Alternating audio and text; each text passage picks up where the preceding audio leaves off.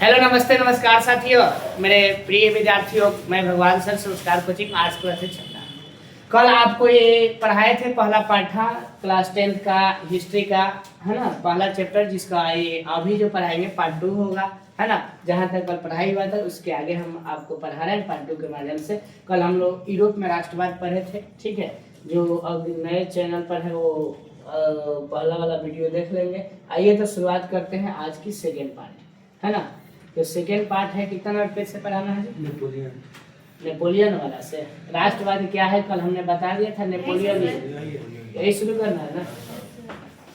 आइए तो नेपोलियन युग की शुरुआत करते हैं। देखिए यहाँ पर लिखा है नेपोलियन युग। नेपोलियन युग का क्या होता है? जब नेपोलियन बोनापार्ट जब आया था तो उसके काल को, उसके युग को हम लोग नेपोलियन युग के नाम से जानते हैं। किस युग के नाम से जानते हैं? नेपोलियन युग के नाम से जानते हैं। कोई दिक्कत है? उसके युग को किस नाम से जानते हैं? नेपोलियन युग के नाम से जानते हैं। इसको ध्यान रखिएगा, ठीक है। हम आपको बता रहे हैं, ठीक है। कहिए करा नेपोलियन युग। नेपोलियन युग क्या होता है? जब नेपोलियन जब आएगा तो उसके युग को क्या कहेंगे? नेपोलियन। जितना दिन तक उसका कार्य चलेगा उसको नेपोलियन। देखिए लिखा है नेपोलियन युग में, लिखा है कि नेपोलियन बोनापार्ट, इसका पूरा नाम क्या है? नेपोलियन बोनापार्ट का जन्म जब हुआ था 15 अगस्त 1769, यानी 17 से कितना हो? कैसे याद रखेंगे? गांधी जी का जन्म भी 69 में है ना, 2 अक्टूबर 1869। गांधी जी से 100 वर्ष, कितना? 100 वर्ष पहले की बात याद रहेगा। इतिहास में सबसे पहला बात ये होता है कि हम लोग को डेट में नहीं याद होता है। कब डेट कैसे क्या याद करेंगे? तो याद हो गया, गांधी जी का याद है 2 अक्टूबर 1869, याद है ना। तो 1869 से 100 वर्ष पहले जाएंगे तो क्या होगा? 1769 होगा, 1769। तो याद हो गया। आज 15 अगस्त को झंडा फहराते हैं तो 15 अगस्त ना याद रही हो, तब 15 अगस्त कितना? 1769, यानी 1769 में जन्म हुआ था। और ये कहाँ पर हुआ था? फ्रांस। कहाँ? फ्रांस में हुआ था, है ना। उसको फ्रांस में, कहाँ पर? फ्रांस में हुआ था। नेपोलियन ने जर्मनी और इटली राज्यों के भौगोलिक नाम से बाहर कर दिया। कौन कौन राज्य को?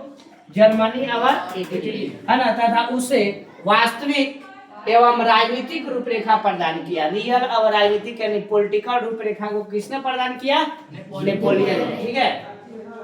जिसमें इटली और जर्मनी के एकीकरण का मार्ग प्रशस्त हुआ। ये सब का सब एनसीईआरटी का लाइन है।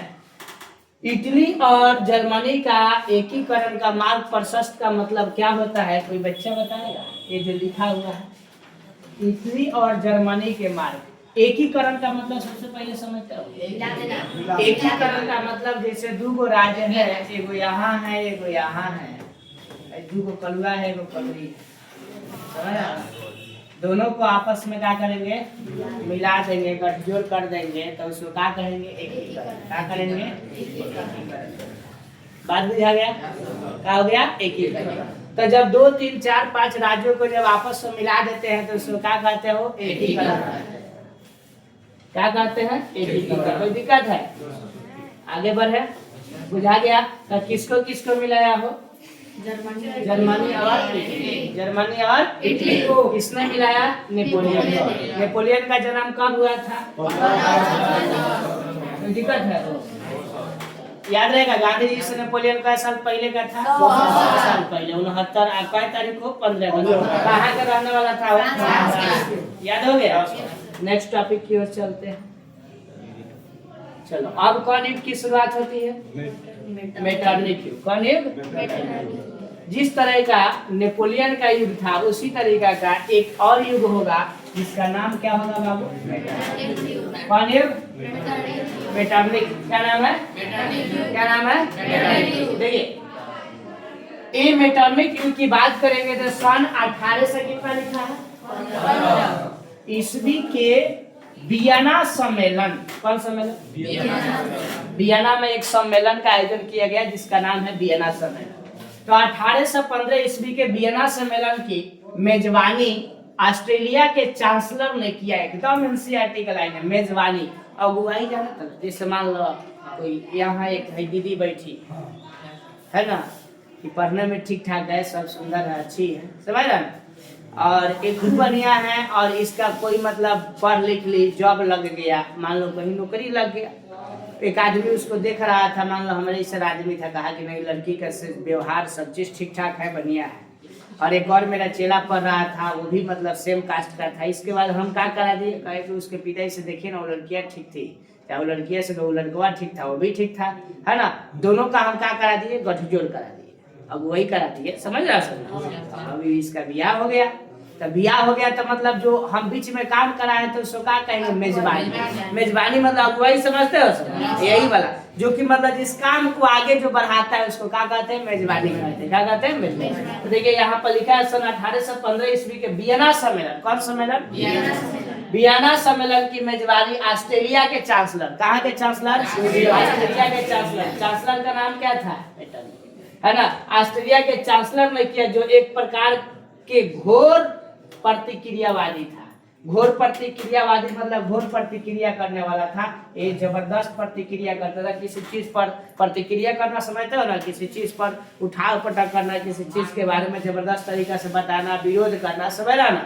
तो वही इस सम्मेलन में ब्रिटेन, रूस, प्रसा और ऑस्ट्रेलिया जैसे यूरोपीय शक्ति ने मिलकर ऐसी व्यवस्था की जिसका मुख्य उद्देश्य यूरोप में क्या करना था, जिसका मुख्य उद्देश्य यूरोप में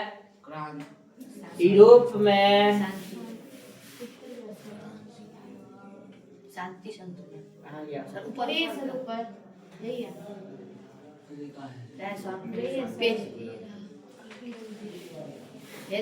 यूरोप में शांति संतुलन के स्थापित करना था। खिला हो काची मिल करके ऑस्ट्रेलिया जैसे यूरोपीय शक्ति ने मिल करके ऐसी व्यवस्था किया जिसका मुख्य उद्देश्य क्या था, यूरोप में शांति बना रहे। यूरोप महादेश में क्या बन रहा है, शांति बना रहा है ना। और जिसमें नेपोलियन ने युद्ध में समाप्त कर दिया। नेपोलियन ने युद्ध को क्या कर दिया, युद्ध को समाप्त कर दिया, समझ रहा ना।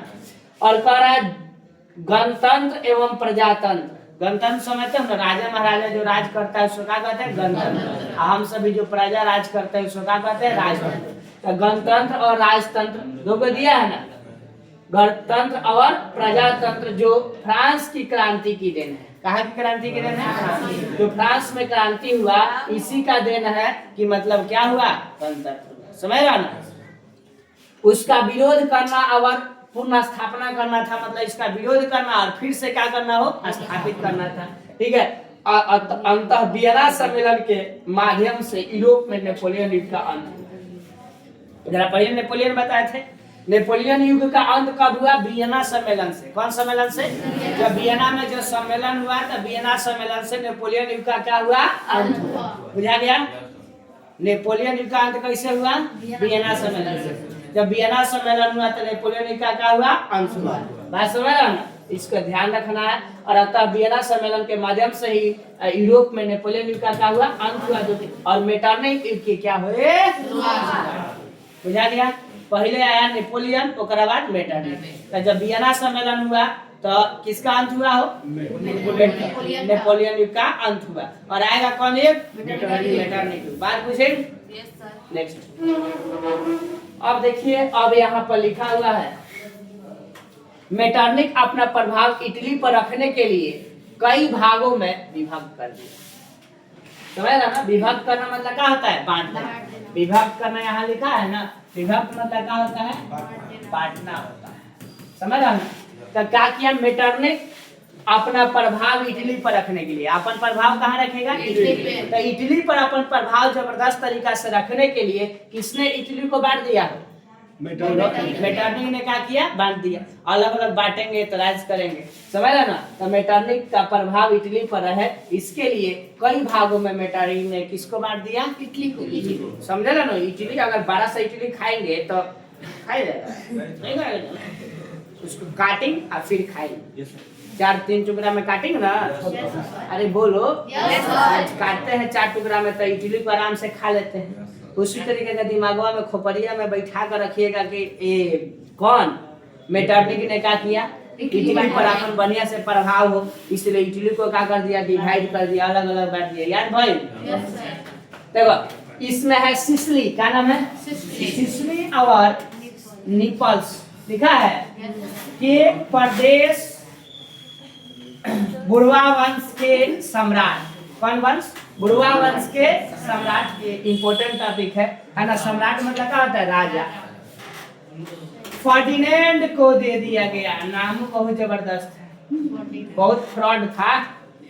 तब फ्रॉड से फर्डिनेंड का नाम याद रहेगा, फ्रॉड से क्या नाम याद रहेगा? समझ आना। तो सिसली और निपल्स के प्रदेश, ये दूगो का है प्रदेश है, जगह है।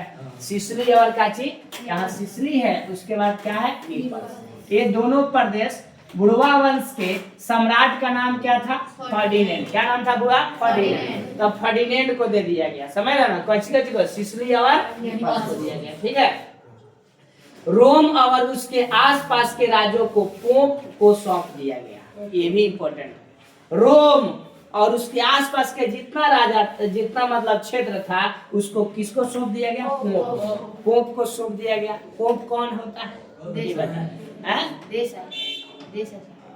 ठीक है। आगे बढ़ेंगे और आगे देखिएगा, पोप को सौंप दिया गया। इसके बाद नीचे जो लिखा है, लाम्बार्डी एवं वेनेशिया पर ऑस्ट्रेलिया का अधिकार हो गया। किस पर हो? बोलो। लाम्बार्डी है और क्या है? वेनेशिया। इस पर किसका अधिकार हुआ? ऑस्ट्रेलिया का अधिकार कायम हो गया। ऑस्ट्रेलिया इस पर अब अधिकार करेगा।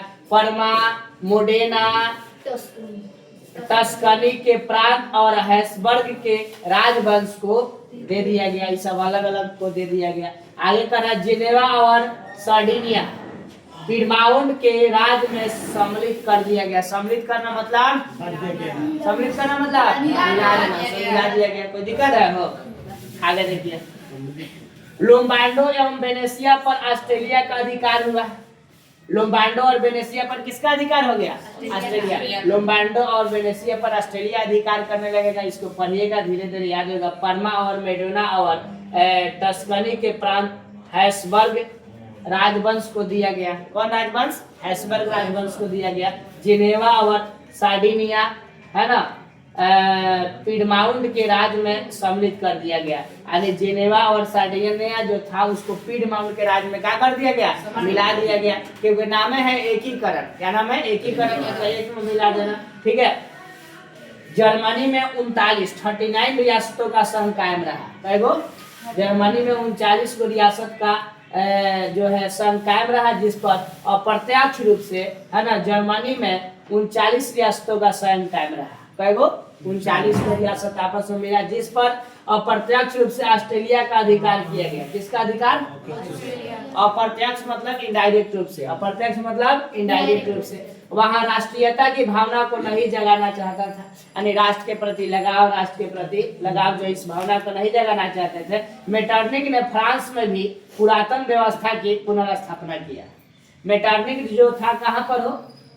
मेटरनिक ने कहाँ पर? फ्रांस में पुरातन व्यवस्था। कौन व्यवस्था? मेटरनिक ने फ्रांस में पुरातन व्यवस्था का स्थापना किया, पुरातन व्यवस्था को लेकर आया। इस तरह वियना सम्मेलन प्रतिक्रियावादी शक्ति की विजय थी। वियना सम्मेलन क्या थे? प्रतिक्रियावादी जो शक्ति थी उसकी क्या थी? विजय थी। ये वियना सम्मेलन के बारे में लिखा है। अब देखो नेक्स्ट टॉपिक की शुरुआत होती है 18 से, कहाँ से? 1814 ईस्वी से लेकर 1848 तक। देख रहा ना, 14 से कहाँ तक? 48। लंबा समय है, इसलिए इसको अलग कलर से लिखा गया है ना। इंपॉर्टेंट टॉपिक है, देखो स्टार दिया हुआ है ना। 1814 से लेकर 1848 तक फ्रांस में परिवर्तन, मतलब बहुत सारा क्या हुआ? बात में याद ना, जो मेटरनिक हो गया इसमें परिवर्तन में। देखो जो वंश चल रहा था बुरवा राजवंश को वियना व्यवस्था के तहत फ्रांस में फिर से स्थापित कर दिया गया। समझ ना, उसको दिया गया था है ना, सम्राट को दिया गया था ना, तो फिर से बाद में जाकर फ्रांस में इसको क्या किया गया? मिला दिया गया। जो वंश है बुरवा राजवंश को वियना व्यवस्था के तहत, कौन व्यवस्था? वियना व्यवस्था के तहत फ्रांस में क्या किया गया? फिर से स्थापित कर दिया गया। फिर से दोबारा फ्रांस में इसको क्या किया गया? मिला दिया गया है ना। और लुई 18वां, कौन? लुई 18वां फ्रांस का राजा बना। बाद में आगे कब बना? जब वियना व्यवस्था के तहत फ्रांस में फिर से जब उसको स्थापित किया गया, ये वंश को जब इस वंश को स्थापित किया गया, उसके बाद लुई 18वां कौन? लुई 18वां फ्रांस का क्या बना? लुई 18वां प्रतिक्रियावादी तथा क्या लिखा है, सुधारवादी शक्तियों के माध्यम से सामंजस्य स्थापित करने का प्रयास किया। मतलब समझिएगा, जो लुई 18वां था प्रतिक्रियावादी, यानी कोई की प्रतिक्रिया करके, समझ रहा ना, और सुधारवादी मतलब कुछ अच्छा सुधार करके शक्तियों के माध्यम से, यानी अच्छा शक्ति के माध्यम से, है ना, सामंजस्य स्थापित करने का प्रयास किया। सामंजस्य का मतलब क्या होता है, कोई बच्चा बताएगा मुझे? सामंजस्य मतलब तालमेल मिलाना। क्या मिलाना? तालमेल। जैसे अभी देखो दो लड़कियां छोटा छोटी की थी, हम दोनों को समझाए तो दोनों को क्या किए? तालमेल मिलाए ना जी, कहेंगे तुम थोड़ा सा आगे हो जाओ, थोड़ा सा पीछे हो जाओ। तो ये जब कहीं गड़बड़ी होता है तब समझा बुझा देना, समझ रहा ना, उसको क्या कहते हैं? सामंजस्य स्थापित करना। जैसे नाव देखिए बाबू नदी में चलता है, एक ओर अगर ज्यादा आदमी बैठ जाएगा, एक साइड में कम रहेगा तो नाव का सही से चलेगा। कहीं तो वो क्या कहता है कि आधा आदमी है, आधा आदमी दोनों ओर बैठाया जाता है, तब उसके बाद सामंजस्य स्थापित होता है, तालमेल बनता है और इसके बाद में सीधा चलता है ना। बस उसी तरीका का बात होता है यहाँ पर। सामंजस्य का मतलब समझ गए? ये क्या किया कि लुई 18वां प्रतिक्रियावादी था, मतलब प्रतिक्रिया देने वाला था, और सुधारवादी था, मतलब सुधार करने वाला, शक्तियों के माध्यम से सामंजस्य स्थापित करने का प्रयास किया। मतलब एक शक्ति के माध्यम से सामंजस्य मतलब तालमेल बैठाने का प्रयास किया। कोई दिक्कत है? आगे समझिएगा। अब आएगा बाबू जुलाई 1837। क्या चीज? जुलाई 1837 जो आएगा, तो जुलाई 1837 की बात करेंगे, सुनिएगा। जुलाई 1837 की क्रांति क्या हुआ था, सुनोगा। जुलाई 1837 की क्रांति, अभी हम रेंज लिखे थे तो ब्लैक की। जुलाई 1837 की क्रांति, देखो 18 में है जो दिया है ना, गलती से दिया, समझ रहे हैं? जुलाई 1837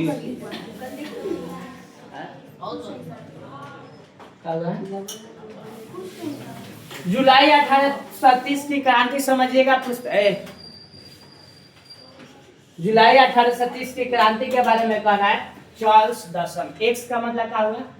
एक्स लिखा है ना, एक्स मत समझिएगा। चार्ल्स दस एक निरंकुश एवं प्रतिक्रियावादी शासक था। निरंकुश समझते हो ना, बिना जिस पर अंकुश नहीं लगाया जा सके, ठीक है। आप उसको कुछ भी करके नहीं मना सकते हो, जो मन करेगा अपने हिसाब से करेगा, समझ रहा? तो चार्ल्स दसम जो था एक निरंकुश और कैसा शासक था वो? बोलो। प्रतिक्रियावादी शासक था। कौन? बोलो ना। चार्ल्स दसम। क्या नाम है? चार्ल्स दसम, ठीक है। एक्स का मतलब 10 होता है, 10, तो उसको दसम कहिएगा।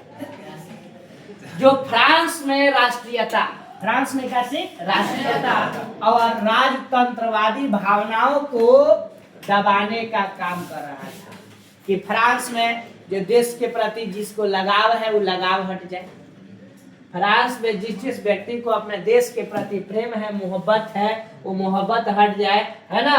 और इसके बाद वो क्या कर रहा था? दबाने का काम कर रहा था और राष्ट्रीयता की भावना को समाप्त करने का काम कर रहा था। कौन? समझ रहा ना? फ्रांस में क्या कर रहा था? फ्रांस में क्या कर रहा था? जो जनतंत्रवादी यानी जनता का जो राज है, वो जनता का देश के प्रति लगाव है, राष्ट्रीयता की भावना है, वो इस सभी भावनाओं को कुचलने का काम कर रहा था, दबाने का काम कर रहा था, कि जो है जनता का देश के प्रति जो लगाव है बाय बाय टाटा विदेश।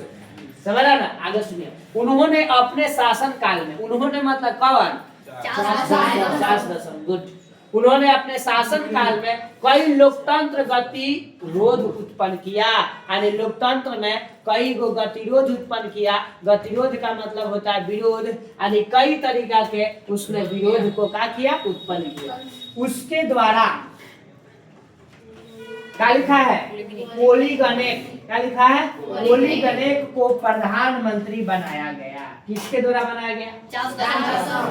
चार्ल्स दसम किसको प्रधानमंत्री बनाया हो? किसको? पोलीगनेट को क्या बनाया? प्रधानमंत्री बनाया। किसने बनाया? किसको बनाया? पोलीगनेट को क्या बनाया? प्रधानमंत्री बनाया, है ना। पोलीगनेट को इन्होंने क्या किया सुनिएगा। पोलीगनेट लुई 18वां द्वारा, किसके द्वारा? नागरिक संहिता और विशेषाधिकारियों से विभूषित किया गया। मतलब इसका समझिएगा क्या होता है, जो लिखा है ना विभूषित किया गया, इसका मतलब समझिएगा। बहुत बड़ा पेज है ना, देखो कह रहा है कि पोलीगनेट को जो क्या था प्रधानमंत्री के राष्ट्रपति प्रधानमंत्री जो पोलीगनेट था, उस पोलीगनेट को लुई 18वां कौन परवा क्या नाम था? चार्ल्स दसम प्रधानमंत्री बनाया। लेकिन जो लुई 18वां था, लुई 18वां द्वारा नागरिक संहिता कानून है, क्या है? कानून है। नागरिक संहिता क्या है? कानून। तो ये नागरिक संहिता और विशेषाधिकार, विशेषाधिकार मतलब समझ रहा ना, विशेष अधिकार, विशेषाधिकार मतलब अब क्या होता है? विशेषाधिकार। तो विशेषाधिकार से विभूषित किया। विभूषित करने का मतलब उसके ऊपर थोप दिया, मतलब नहीं होता है किसी को हम सम्मान दे देते हैं, जैसे गांधी जी को राष्ट्रपिता कहा गया, है ना, कहा गया ना हो, तो यानी राष्ट्रपिता के नाम से उनको विभूषित किया गया। क्या? तो यही चीज होता है। तो इस किसको विभूषित किया गया हो? बोलो। लुई 18वां कहीं गया है किसको? पोलीगनेट को जो प्रधानमंत्री बना था, इसको कवन किया? लुई 18वां ने किया। मुझे सावधानी हटी में तो घटना घटी और एग्जाम में गलत क्वेश्चन लगी, समझ गई ना? ध्यान यहाँ रखे, समझ रहा ना सर, ना ध्यान यहाँ रख, समझ रहा ना।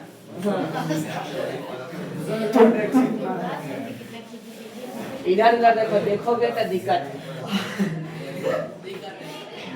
देखो आगे बढ़े, सुनिएगा। इसके कदम को, किसके कदम को? इस कदम को मतलब जो उसको विभूषित किया गया था, इस कदम को लोगों ने उदारवादी चुनौती तथा, है ना, क्रांति के विरुद्ध षड्यंत्र समझा। उदारवादी कहा कि जो उदारवादी है, उदारवादी मतलब किसी के प्रति उदार भावना रखना, अच्छी भावना रखना। कहा गया लोग कहा कि क्या है? षड्यंत्र है। षड्यंत्र समझते हो सब ना? षड्यंत्र का मतलब किसी तरीके का चीज चाल, है ना, समझ ना। आगे समझेंगे। देखिए बाद में पोलीगनेट के विरुद्ध गहरा असंतोष प्रकट हुआ। किसके विरुद्ध? पोलीगनेट जो प्रधानमंत्री बना था ना, तो कहा कि नहीं ये सब चाल है, इसको बनाया गया और जो बढ़िया कोई काम नहीं करेगा तो जनता उसके प्रति क्या करेगी? विरोध करेगी ना। तो यही जनता विरोध किया और जनता के अंदर असंतोष प्रकट हुआ। असंतोष समझ रहा ना कि जनता उससे संतुष्ट नहीं कि नहीं ये गड़बड़ है, ऐसा नहीं होना चाहिए, समझ रहा ना। चार्ल्स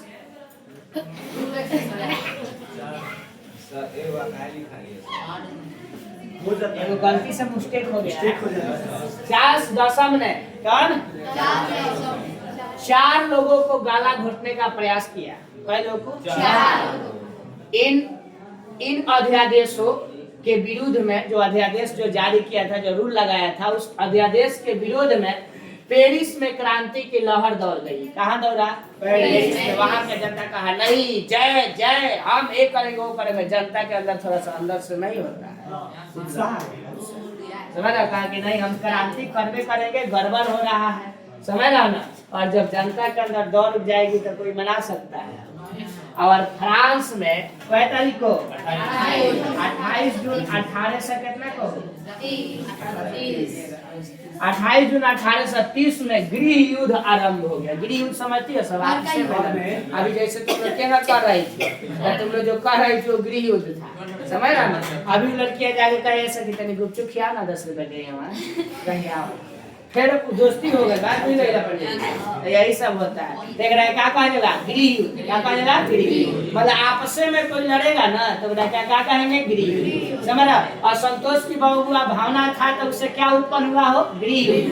गृह युद्ध उत्पन्न हो गया, ठीक है। और इसे ही जुलाई 1830 की क्रांति है। बुझा गया? 1830 की क्रांति क्या हुआ?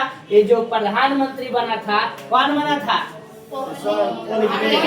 पोलिकनेक। जो पोलिकनेक जब प्रधानमंत्री बना था, उससे लोग जो है जनता जो थी संतुष्ट थी हो? जनता संतुष्ट नहीं थी। जनता क्या थी? असंतुष्ट थी। जनता असंतुष्ट थी, जिसके कारण से है ना जनता ने क्या किया? विरोध किया। किसके प्रति? पोलिकनेक के प्रति। अब पोलिकनेक के प्रति विरोध हुआ, तो विरोध के बाद कई तारीख को क्रांति हुआ? 28 जून 1830 को गृह युद्ध शुरू हुआ। और जब गृह युद्ध शुरू हुआ तो इसे ही जुलाई 1830 की क्रांति के नाम से जाना जाता है। ठीक है, तो हम लोगों ने पढ़ा है पेज नंबर जहाँ तक, उसके बाद है ना, तो इस पर आप बने रहिए। फिर नेक्स्ट वीडियो लेकर आएंगे। तब तक धन्यवाद। जय हिंद, जय भारत।